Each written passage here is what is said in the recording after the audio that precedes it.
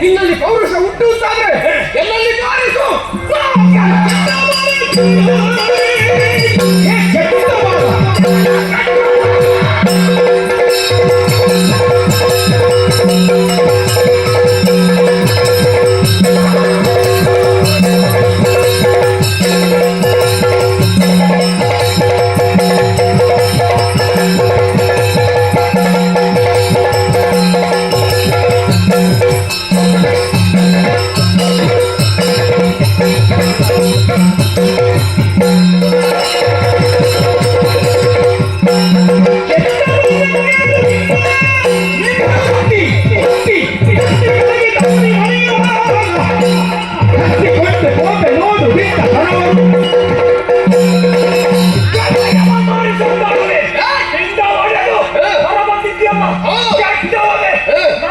ಮಾಡ್ತಾ ಇದ್ದೀಯಮ್ಮ ನಿನ್ನನ್ನು ಕುಟ್ಟಿ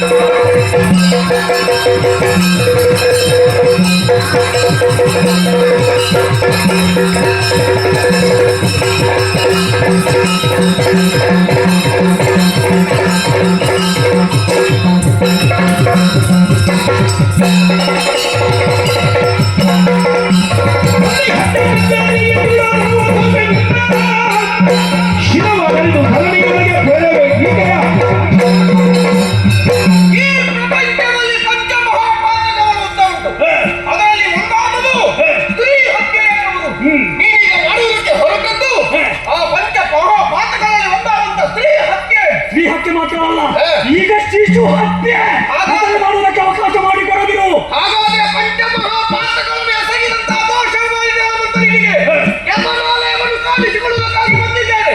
ಸಾಮರ್ಥ್ಯ ಹುಟ್ಟುತ್ತದೆ ನನ್ನ ಮುಂದೆ ಪ್ರದರ್ಶನ ಏನೆಂಬುದನ್ನು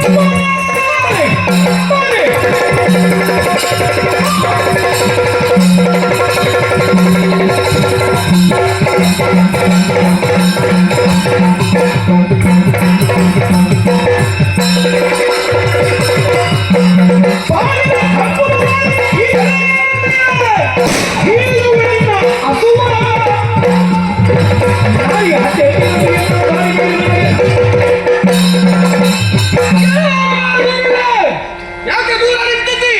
ನಿನ್ನ ಅಣ್ಣನಿಗೆ ಆದಂತ ಗತಿಯಲ್ಲಿ ನಾವು ಮಾಡಿಸಿಕೊಳ್ತೇನೆ. ನಿನ್ನನ್ನು ಕೊಂದು ನಿನ್ನ ರಕ್ತ ಹೀರ್ತೇನೆ.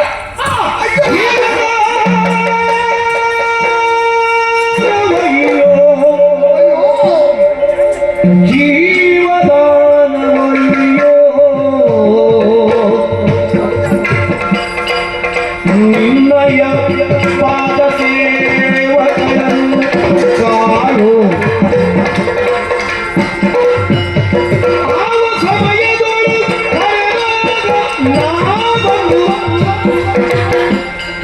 ಸಾವಧಾನರಿ ತವ ಕಾರ್ಯ ಕೈಗೂಡಿಪೆ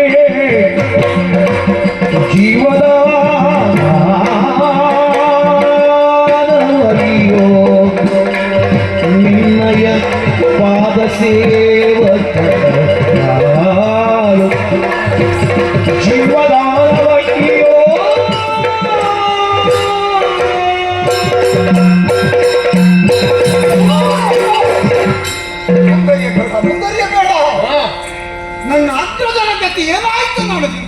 ಬಂದಿದ್ದೇನೆ. ಹಾಗಾದರೆ ನಾನು ನಾನಾಗಿ ಬಂದದ್ದಲ್ಲ, ಅಗ್ರಜ ನನಗೆ ಅಪ್ಪಣೆಯನ್ನು ಕೊಟ್ಟ. ಅವನ ಜೊತೆಯಲ್ಲಿ ಬಂದ. ಇದ್ದಕ್ಕಿದ್ದಾಗೆ ನಾನು ನೋಡಿದ್ದಾಗೆ ನನ್ನ ಅಗ್ರಜನನ್ನು ಕೊಂದಿದ್ದಿ. ಆದ್ದರಿಂದ ಅದೇ ಗತಿ ಇನ್ನು ನನಗೆ ಬರ್ತದೆಂದು ತಿಳಿದು ನಿನ್ನಲ್ಲಿ ಪ್ರಾಣ ರಕ್ಷಣೆಯನ್ನು ನಾನು ಕೇಳುತ್ತಾ ಇದ್ದೇನೆ. ಹಾಗಾದ್ರೆ ನಾನೊಂದು ಹೆಣ್ಣು, ನಾನು ಮಾಡಿದ ಸರ್ವದ ಅಪರಾಧವಾಯಿತು. ನನ್ನನ್ನು ಕ್ಷಮಿಸು, ನನ್ನನ್ನು ಉದ್ಧರಿಸು, ನನ್ನ ಪ್ರಾಣ ರಕ್ಷಣೆಯನ್ನು ಮಾಡು. ಏನು ಇಲ್ಲ. ಈಗ ನೀನು ಹೆಣ್ಣು ಅಂತ ಗೊತ್ತಾಗತ್ತ? ನಿನಗೆ ಮೊದಲು ಅವಳು ಹೆಣ್ಣು ಅಂತ ಗೊತ್ತಿರಲಿಲ್ಲ. ಅದು ನನ್ನ ಅಗ್ರಜನಿಗೆ ನಾನು ಏನು ಮಾಡಿ. ನೀನು ಅಗ್ರಜನಿಗೆ ಹೇಳಬೇಕಿತ್ತು, ಅವಳು ಕೂಡ ನನ್ನ ಹಾಗೆ ಹೆಣ್ಣು. ಹೇಳಿದ್ರು ಕೇಳುವವಲ್ಲ. ನಾನು ಸತ್ತು ಹೋಗಿದ್ದ ಮಣ್ಣದಿದ್ದು ಹೋಗ್ಲೇವ. ಹೌದು ಹೋದವಲ್ಲ.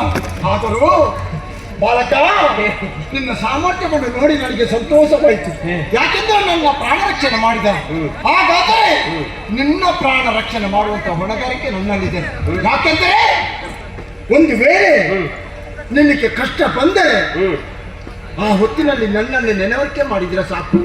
ಯಾವ ಕಾರ್ಯ ನೀನು ಹೇಳ್ತಿ ಅದನ್ನು ನಾನು ಮಾಡಿ ಪೂರೈಸುತ್ತೇನೆ. ಆದ್ದರಿಂದ ಯಾವಾಗ ನನ್ನನ್ನು ಕರೆಯುತ್ತೀಯಾ ಆ ಹೊತ್ತಿನಲ್ಲಿ ಬರ್ತೇನೆ ನಾನು. ಈಗ ನನ್ನ ಭಕ್ತನಿ, ನನ್ನ ಸೇವೆ ಮಾಡು. ನಿನ್ನ ಸೇವೆಯನ್ನು ಮಾಡ್ತೇನೆ ನಾನು. ಏನು ಸಮಸ್ಯೆ ಬಂದರೂ ಬಗೆಹರಿಸುತ್ತೀಯ? ಬರ್ತೇನೆ ನಾನು. ಹಾಗೆ ನಿರೀಕ್ಷೆಯಲ್ಲಿ ಹಾಗಾದ್ರೆ ಕಷ್ಟ ಬಂದ ಕಾಲದಲ್ಲಿ ನನ್ನನ್ನು ನೆನವರಿಕೆ ಮಾಡಿಕೋ. ಆ ಹೊತ್ತಿನಲ್ಲಿ ಬಂದು ನಾನು ಬದುಕಿಸ್ತೇನೆ. ಅದಕ್ಕೆ